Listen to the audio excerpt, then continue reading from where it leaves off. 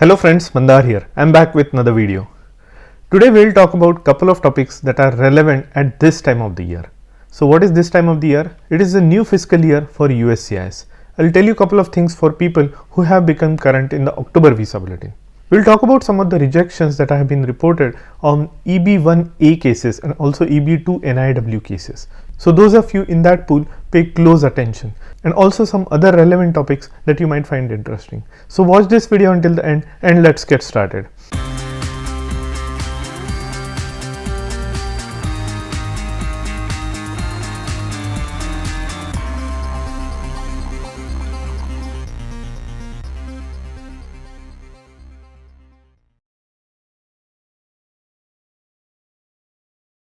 If you are here for the first time, welcome. My name is Mandar and I make immigration and lifestyle related videos for US and Canada.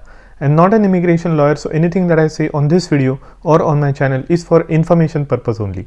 And for your specific immigration needs, before you take any action, you should hire a competent immigration lawyer.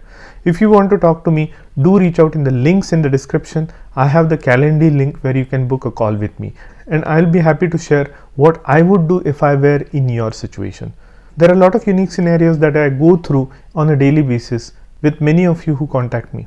And on a positive note, there are a lot of people who are getting their green cards approved on a daily basis. I get emails and texts every day from someone who has received their green card, and I really feel very happy for them.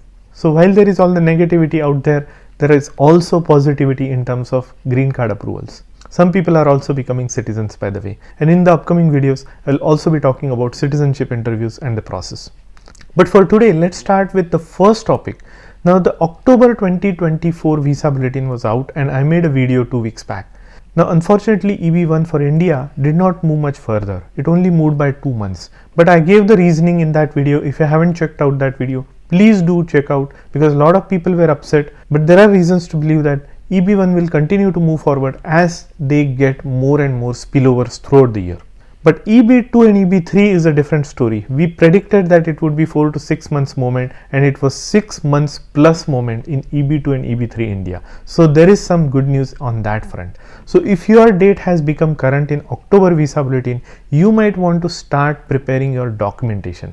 Now what is that documentation? Your documentation should include the full paperwork for an I-485 petition. Now I-485 petition, unlike the I-140 petition which is already approved, goes into your background check. Now what does background check mean? It means checking your background on the education front, on the experience front, and also if you were a good citizen while you were in the United States for the last couple of years.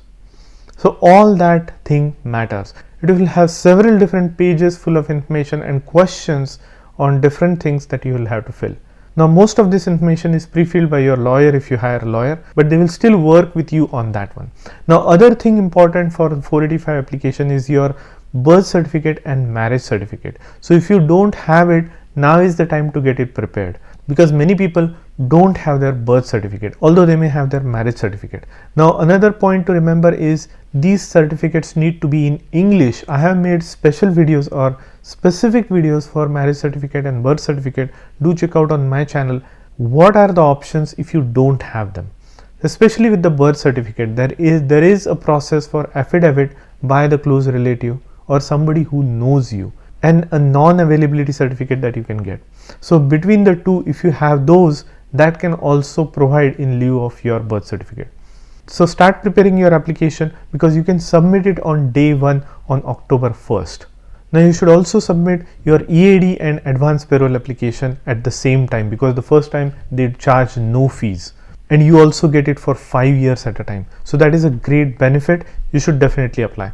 Post in the comment section below if I have forgotten anything. There are other things that you can also prepare for, such as tax returns and few other things that tell USCIS that you have been a person of good moral character. And that brings me to the sponsor of today's video. Have you ever done the Google search of your own name? Look what I have found when I did mine. Here's what comes up. While some of this information is relevant, the other makes me uncomfortable that my information is exposed for a sale like this. Data brokers sell your information to scammers, spammers, or anybody else who may want to target you. Your full name, email address, home address, your relatives' names, health information, it's all out there. That's why I have been using Aura, sponsor of today's video. Aura shows me which data brokers are selling my information and automatically submits opt-out request for me. Cleaning up my information not only helps reduce the amount of spam I get, but it also protects me from hackers who could use this information to help them access my social media accounts, bank accounts, or other sensitive information. Aura does so much more to protect my information and my family's information from online threats I can't see. I get other features like antivirus, VPN, password management, parental controls, identity theft insurance, and more without having to download several different apps. It's really easy to set up, and best of all, I get everything for one affordable price. You may already have one or two of these tools, but not having Aura is like locking the front door but leaving your back door wide open. Aura is always on, doing the hard work of keeping me safe so I can focus on other tasks with peace of mind. I value my privacy and I value yours. You can go to my link which is on the screen and in the description and start your free 2 weeks trial. So protect your information, your family, and have a peace of mind. That's Aura. Now there are some inadmissibility clauses, especially for green card, that you have to be careful about, such as traffic tickets, arrest warrants, and so on. And if you fall in any of those scenarios, you should hire a good lawyer. In that case, you should not do your 485 by yourself. Contact me if you want to talk to me about those scenarios. Now another topic I wanted to cover is layoffs. Unfortunately, I have been getting calls regarding the layoff scenarios lately. A lot of companies are still doing layoffs. While there are lots of jobs in the market, there are also a lot of candidates in the market. So it's a competitive environment. So while you're going through this process, immigration is the additional layer of complexity that you have to deal with, unfortunately. But there are some specific scenarios where you can obtain compelling circumstance EAD and so on. If you have such situation, because every scenario is unique, there are specific things that you can do when you are an L1 versus an H1. Well, H1 gives you much more options, like 60 days of time period to find another H1B sponsoring employer who can transfer your H1B. So that is a great boon. But if you have I-140 approved, you can also consider compelling circumstance EAD. L1 is a very different situation. If you are on L1 and if you lose your job, then you have to be very careful because you don't have anything called H1B transfer or L1 transfer. In that case, do talk to a good lawyer who can give you some options. Every scenario is different. I have made specific videos on L1 job loss, H1 job loss. Do check out my videos. If you have additional questions, post in the comment section below and I'll be happy to make another video, update video on that topic. Now let's also talk about some rejections that I'm seeing in EB1A and EB2 NIW. Now in these two categories, you are proving exceptional ability and there are specific criteria like 10 criteria in EB1A and 7 criteria in EB2 NIW, which you need to fulfill any 3 out of them.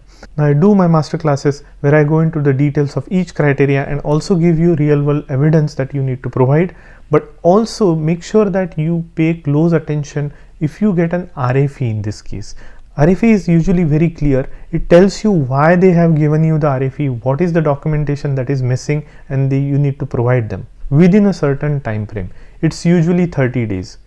Many people I have seen, they don't get notified on these RFEs because their lawyer gets notified, sometimes sit on it and not respond to it until the 11th hour, at which the candidate has to scramble to get some documentation ready for them. Pay very close attention to the RFEs. As I say in my classes, there is a primary evidence and then there are supporting evidences that you have to gather for each criteria. That is very important, and most of the RFEs are regarding the supporting evidences.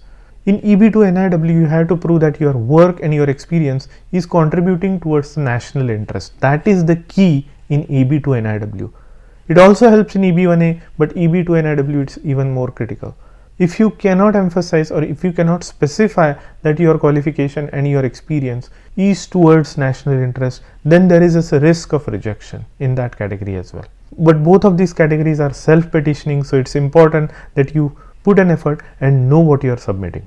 Reach out to me if you have specific questions about it or put them in the comment section below and I will be happy to answer. Now a lot of chatter and lot of phone calls, lot of emails to me about why EB1 did not progress for India by a meaningful amount. I have given my reasons in my previous video. I don't want to reiterate them, but I can understand your frustration.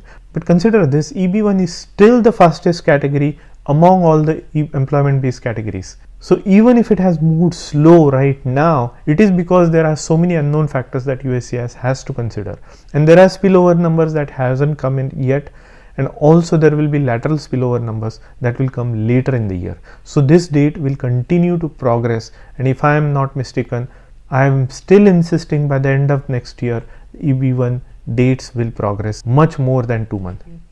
Anyways, also be prepared for the interview for your green card.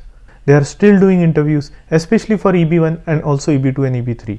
Less than 20% or less than 15% of the people get an interview, rest of them are lucky, but those who get them have to be prepared. There is a condition for you being in the job that was mentioned in the I-140, or at least have a job offer ready to start your new job at the time of the interview. If you don't have any job and if you don't have any prospective job offer, that is not a very good scenario if you are called for an interview. So do reach out to me if you need more information from me. I have made previous videos on it. I'll make another one in the near future. So this was a quick update, as there is a lot happening on my personal side as well. So pardon me if I'm making a lot fewer videos in the past couple of weeks. And if you have any other specific topic that you would like me to consider or cover in my upcoming videos, do put that in the comment section below. That's all I had in this video. If you like the content of this video, hit the like button and consider subscribing to my channel, and I'll see you in the next one.